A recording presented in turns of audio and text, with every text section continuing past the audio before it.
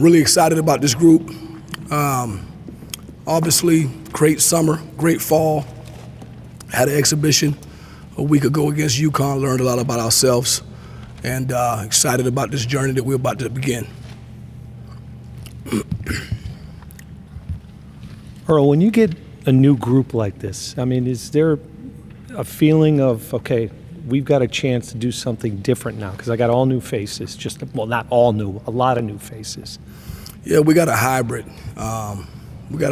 You know, some guys who've been here, that's been battled and have seen a lot of good days, a lot of adversity. So we got a blend, you know, with the returners who understand our culture, who understand BC, who've been in tight games where we won, who've been in tight games where we came up short. Those are valuable experiences. So to have those guys back is very refreshing. But we knew we needed to go out and add some players to the returners to give us a boost. And we did just that. We went and got some talented players to help us get the program in the direction we wanted to go. And we're really excited about the team that we put together. Earl, you guys are the second youngest team in the ACC this year. Are you kind of using that as like a chip on your shoulder? No, not really, because I don't really feel that we're young. I think a lot of people have built their teams with maybe multiple grad transfers. For us, we have the majority of our team are third-year or fourth-year players. So I'm not overly concerned about what everybody else has or what they got going. You know, we got practice today at 2:30. We got a scrimmage game this weekend. We've been working hard. We got great spirit, and we're concerned about getting ready for our first game. That's what matters. Everything else, that ain't even promised to us because, you know, tomorrow ain't promised. So we got to do what we can do today. We stand in the present moment, try to fall in love with the process, and we're just going to just chop wood every day. That's what we're going to do. Coach, you guys were very active in the transfer portal. Was the goal to get longer and more athletic, and just what are your expectations for those transfers coming in? Yeah, you know, the way we did it was we really went early about who we wanted to prioritize in terms of returning to Boston College. Like, we made it very evident early on that, you know, we want to retain some players. But when we went into the portal, it was a little bit, I wouldn't say easier, but it wasn't as complex because before the portal opened, we had a good idea who was staying. We wanted to make sure we can build around who was staying. And that's what we did. We did get bigger. We did get longer. We're a lot more athletic. We're deeper. We're older. We're better in a lot of areas. I'm not going to sit here and try to put the carriage in front of the horse because there's some work we got to do. But we got a better team. Coach, now that you've had time to sort of watch back on that UConn scrimmage film, obviously you guys had that 3-point lead in the second half, so there's definitely some positives. So what are the things you liked looking at that film, and then what are the things you want to improve on? Yeah, it's a lot of things. Number one, I played every player that was eligible. So I try to balance staying competitive, having a chance to win, but also developing the team for the season. So there was a lot of positives there, you know. I thought pound for pound we matched up physically, which was good. It was supposed to be a neutral game, but it was a true road game. It felt like a true road game in every facet. But, you know, we experienced something. I was worried about how can I play all of these guys, and then we had an incident in the first 30 seconds to force me to play other guys, so which actually made it easier for me to make the rotation to get different guys in. It was weird, but it was interesting. But I was able to get some guys in early so we could play our whole team. But looking back on that game, the thing that I take away from it the most is when we got up 4, how do we push it to 10? We got to be more mature. We got to be better with our shot selection. We got to be tougher on defense. We got to overcome the noise and maybe a call not going our way from the officiating, because we were up. We were playing with good rhythm, and I would have liked to see us have some maturity to stay tough and get it to 10 and expect to win. Earl, last year Donald was a bit under the radar coming into the year, and now he's on everyone's radar. How has he handled that adjustment, and what have you seen from him so far this year? I couldn't hear you just now. I'm sorry. Go ahead. Oh, is it working? Oh, okay. Last year, Donald was a bit under the radar coming into the season. Now he's on everyone's radar. Just how has he handled that so far this season? Well, I think with Donald, he's wired to score. When we recruited him, he was wired to score, and he got the ability to do that. His next phase now is to stay aggressive, continue to look to score, but then really figure out how to make the guys around him better. Use his magnetic force to get some of our big guys some shots at the rim, his teammates some open threes. So I would like to see him round his game out and be a complete player where he can score the ball, he can rebound the ball. Both of those things he can do. Defend at a high level, but then also say, hey, I can share the ball too. I can get some assists. I can make people around me better. So that's the next phase for him. Coach, some interesting news in college basketball this week with London Johnson committing to Louisville from the G League. Just wanted to get your thoughts on that, positive, negative for college basketball and where we're at. Yeah, that's the second G League player that I've seen come into college. The first one was Santa Clara about 3 weeks ago. You adjust to the game. You adjust to it. Play the game how it goes. I mean, that's happening. So probably we'll be looking at the G League too. I mean, if everybody can take G League players, then you have to look at all of the areas where you can impact your program and add talent. So I think that guy, both of those kids were going to be in the class of 2026. So it's different. Yeah. It's different. It's a game changer. I'm not going to sit here and make my opinion on how I feel about it right now. If you want to know how I feel, just go listen to Tom Izzo on social media. I think for the freshmen that are coming in your program,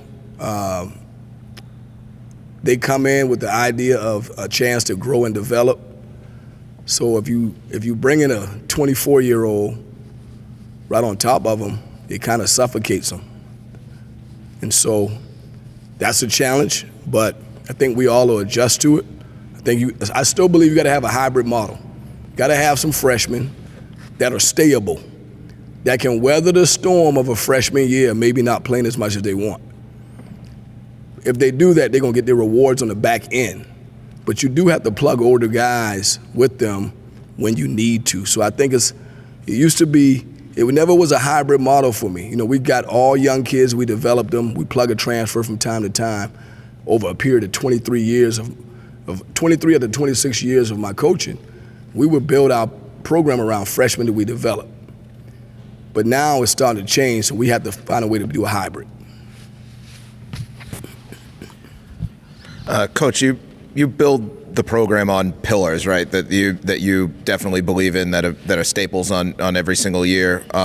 When you were putting together this roster, how did they fit into those? And did you kind of sense that your style, how you would apply underneath the surface of that, might change with the players as they were identified? Yeah, I think the biggest thing is we went into the portal. You're talking about the portal, right? Who we added. Yeah, who we added. Yeah, we wanted to make sure we added guys we could trust. Thank you. I will never change my stance. We're still in the business of developing young people. I'm not changing that. They need a degree. They're going to really suffer if they don't get a degree. When they leave out of these doors, they're going to suffer if they don't have a degree. So you got to develop them there. You got to develop their character. You got to be honest with them. You got to hold them accountable. You got to speak the truth to them. So we look for guys that we thought could do a good job academically, but also help us on the basketball court, compete and get to the NCAA tournament.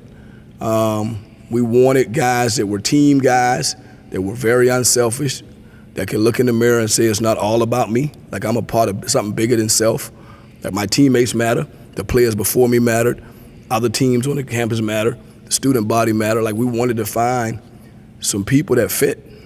And so I think we did just that. We brought in unbelievable high character guys that are talented enough to help us win out of the portal.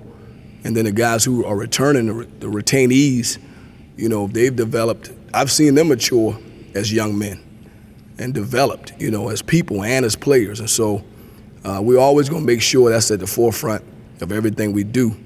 The young man's development is always going to be important. Earl, there's a lot of guards on your roster. They all have different skill sets, and how do you find the chemistry with all those backcourt players? Yeah, we got guards. And we got it's a hybrid between guards and wings.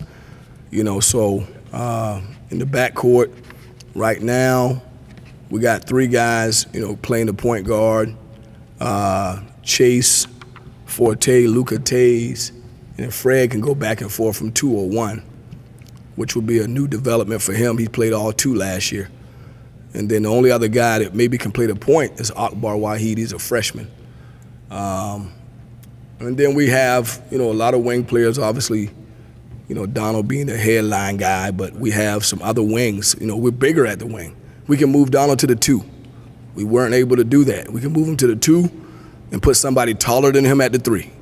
So that's a new element for us. And then I think the front court with Jaden Hastings, and Bowden Kapke, 2 guys that can play the center. They give us something different. Jaden's a rim protector, good athlete, developed his offensive game. And Bowden gives us more of that Quentin Post element, who can play inside and out, maybe make a shot, can pass. So I think that's a great blend to have between the 2 of those guys. Aiden Shaw gives us more athleticism and length at the 4. I think Candy's developed. And I think Jason Asumato can play 4 or 3. So, we got a good team. We got to figure out how to get guys to buy into their roles and be a star in their role. But I think we'll get there. Coach, just on Jaden Hastings, I saw a clip of Coach Molinari talking about Jaden, saying that he's changed his discipline and overall approach to the game. Just what have you seen in that regard, just with his approach? Well, what I've seen is he's a third year player. He ain't a freshman. He ain't a redshirt freshman. He's a third year player. So some of his maturity and his approach has come from experience and time. When he signed at Boston College, we actually was recruiting Bowden Kapke as well. So we got Jaden instead. And so now we got them both. We got them both as older guys. So that's pretty refreshing. But I think a lot of his maturity is just time and age and experience. He's got minutes under his belt. He's been in some tough games. So with experience and time, you mature. Earl, a little off topic, but the NCAA has made it legal for players to bet on pro sports now. It's obviously something that could have pitfalls. What are you telling your guys to be careful about that or not? Well, we talked about gambling a little bit because that was something the NCAA emphasized. So we talked about that some. We gave some examples of different players. We're going to have to spend more time educating them on that. Not just me to the players, but I think our athletic department as a whole. I think we got to spend more time educating them on that because there's a lot of crazy things happening with gambling, and whether it be college athletes or, I saw last night where pro athletes got arrested for some gambling. So it's something that the NCAA and the FBI is paying attention to. Like it seems like every 3 or 4 years there's a new emphasis they're looking for, right? Right now it's gambling. So I think the players got to be careful. And we got to continue to do our education as a staff and, again, as a department to figure out what are they looking for? What gambling are they looking for? Why are people really getting in trouble? I know it's sports wagering, betting on games, but, every day you see something different as it pertains to gambling. So I think we got to continue to try to educate them, but we got to educate ourselves on what are the issues, why is it happening, and then make sure we get the information to the players.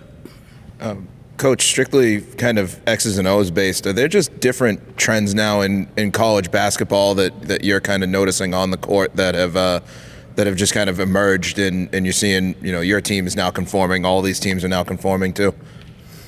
Well, I don't know if there's trends. I think analytics and artificial intelligence have made you pay attention to the numbers. I've always been a feel guy.